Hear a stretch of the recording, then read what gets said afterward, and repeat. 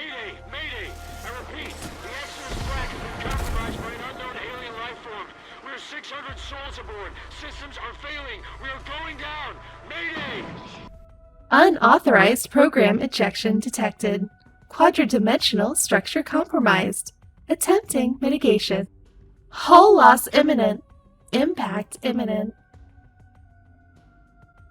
Welcome, Guardians and citizens of the Last City. Kaz PhD here with another Vanguard report. In my last transmission, I explored the story of Sturm and Drang, part of my journey to look back, to take stock of our solar system. As so often happens while exploring the history and lore of our destiny, this has led from one thing to another, and I find myself wanting to know more about the Exodus Black, the colony ship mentioned in Drang's lore. So today, we're going to explore the Exodus Black, to not only understand what it was, but pay homage to its part of our story. My research began in the city, kind of unintentionally. Any warlock will tell you that the Fuan Institute Library is the best archive our city has for Golden Age records, but my VanNet remote license access had expired. Guess it had been a while. I don't get back to the city as much as I'd like. Vanguard duties keep me far from home. So I went down to get my license renewed and search the archives for myself. Call it fate or coincidence, but I wasn't the only one researching colony ships that day. Some other scholars were researching the Exodus program, trying to better understand the chain of events. We pored over ship manifests, errant radio broadcasts, piecing together scraps, rebuilding history. The Exodus program, quite simply, was the construction and launch of a series of colony ships, back during the Golden Age, to establish colonies far from Earth. Now, some of you might be asking yourselves, why, during the height of human civilization, when the Traveler had brought wisdom, technology, enabled humanity to triple its lifespan, why, when all seemed ideal, would these people take such a dangerous journey to go so far away? Well, as always, the answer is nuanced. For some, the Golden Age inspired the expansion and adventurous side of the human race. It was said to be the time of miracles, and some wished to see how far humanity could go, how high we could climb.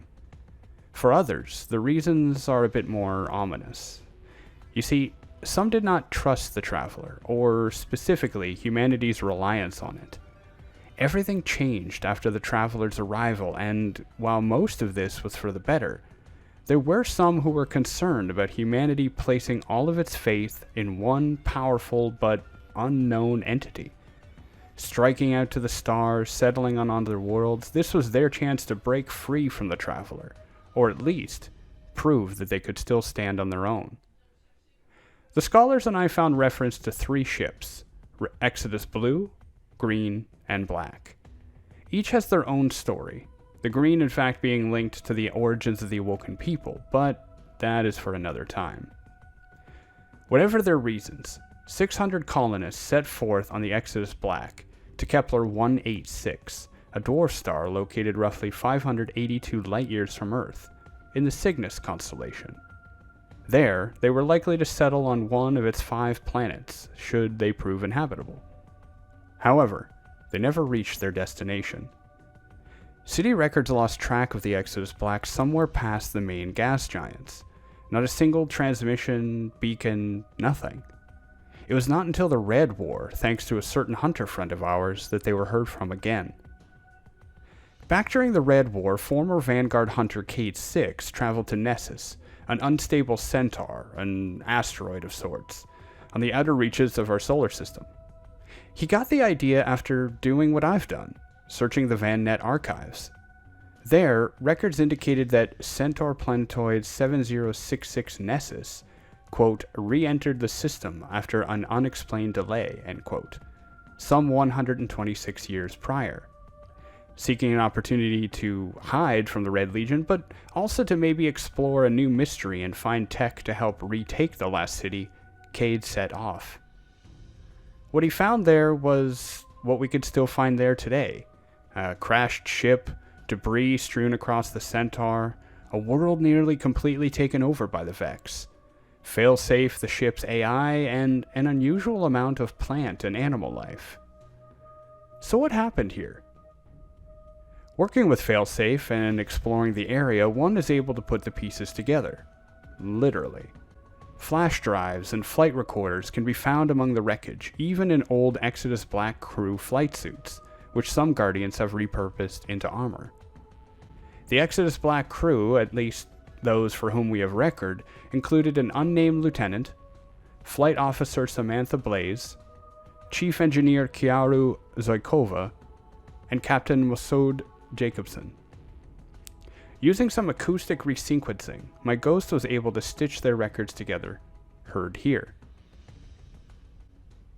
Captain, the orbit of 7066 Nessus is different from what Cosmodrome calculated. Exception caught in navigational computation algorithm. Attempting mitigation. Mitigation failed. Quadratic irrationality introduced. Incommensurable. Retrying. Incommensurable. Command suggestion not sufficient. Overriding to 8.5 degrees. Overriding to 8.7 degrees. My apologies, Captain Jacobson. My formulas to calculate our trajectory have encountered 26 new mathematical constants. I'm attempting to compensate. Unauthorized program injection detected. Quadridimensional structure compromised. Attempting mitigation. We might be stopping at Nessus after all.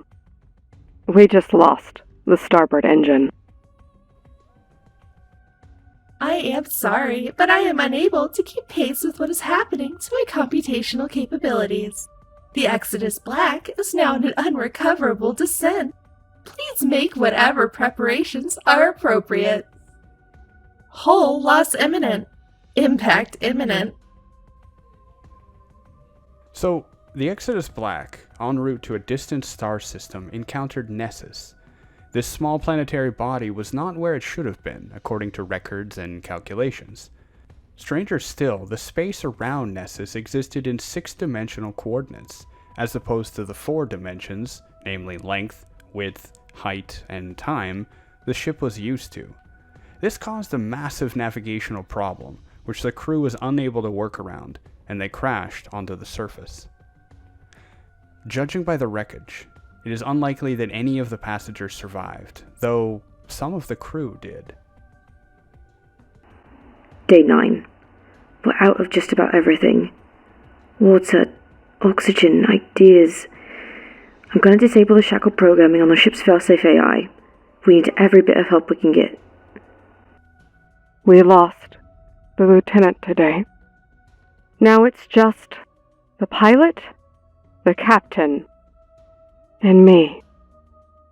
Cap thinks the black satellite array might still be intact. I think he's crazy. Captain, please. Don't go. Those robots will kill you.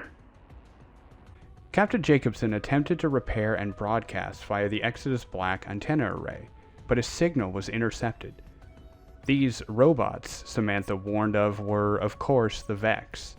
It seems they had already been on Nessus in some stage of transforming it when the Exodus Black crashed. Try as he might, Jacobson was unable to send a distress call. Scanning old terminals on Nessus, my ghost and I were able to find Jacobson's last transmission. This is the final log of Captain Jacobson of the Exodus Black. We hoped to touch the stars, to colonize beyond our system. We failed. I couldn't save my colonists. I couldn't save my crew. I couldn't even save myself. The machines here are closing in. I think they mean to study me. If someone finds this, I would do it all again. A bold and adventurous mission that ended in tragedy. Hardship and confusing inevitability followed that ship, her passengers, and crew. Before I tie this all together, some strange questions remain. Why was Nessus out of place? What put it there? Why was Nessus's orbit some kind of six-dimensional warp space? What caused it? When exactly did the Vex arrive to Nessus, and why? Was it just an outpost of sorts? Why, well after the story of the Exodus Black, did Nessus once again move along its normal but eccentric orbit as referenced by the entry Cade found from the early city days? And if the Traveler never terraformed Nessus, why is it so full of plant and animal life now? Many of these we may never answer, and they're not really our main focus here. Although I will suggest a theory. Perhaps Nessus was moved by the Traveler before or during the Golden Age, held in an odd place. This may have drawn the attention of the Vex, and this may have caused the six-dimensional anomaly. In the ancient stories of the battles between light and dark, planets and moons were said to have been moved to create massive gravitational waves, a god wave, a solar system weapon via what is known as a syzygy. Perhaps the Traveler was setting this up, and when the collapse happened, Nessus either contributed to the syzygy or was let go, eventually returning to its proper orbit and observed by the city much later. Stranger and stranger. But it is not all tragic. That plant and animal life I mentioned, where do you think it came from, if not from the Exodus Black herself?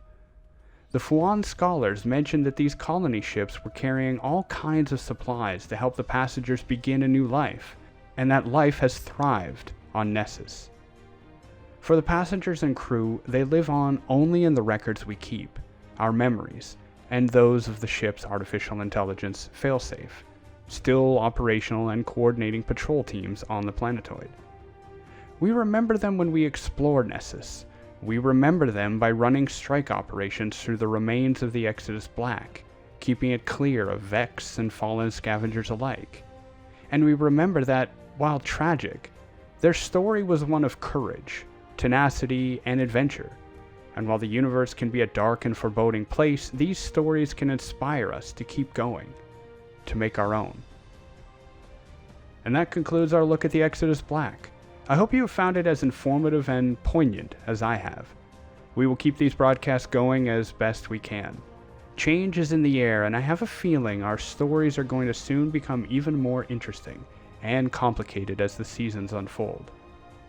To learn more, be sure to explore my archived broadcasts and set your ghost frequency to subscribe to more content. As always, I wish that you be safe, be kind, and I'll see you all next time. Bye now.